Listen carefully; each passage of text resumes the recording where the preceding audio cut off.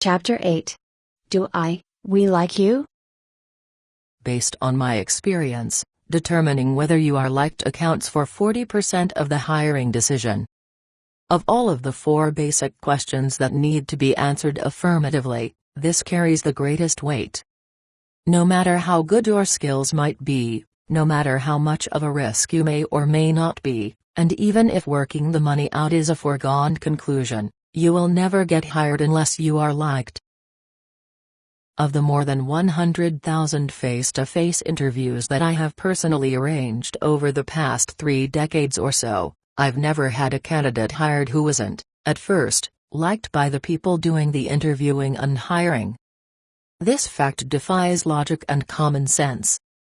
With all of the business acumen and wisdom that companies and the people in them are purported to have, you'd think that the emotional aspects of liking someone would have a minimal impact.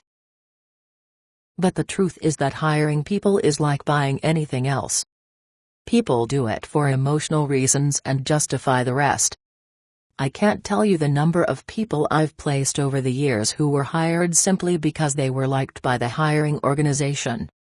The number of extremely qualified, excellent candidates that weren't hired because they weren't initially liked by the interviewing or hiring authority defies logic and common sense. Companies and interviewing authorities often try to find out if they like you in very odd ways. These questions can have a tendency to get under your skin. Oftentimes you could be insulted by them if you let yourself. You can never let these or any other kinds of questions throw you off emotionally. You can't interview well when you are emotionally flustered. So the way to prepare for them is to either use the answers that I've given or come up with your own, but practice them with your coach.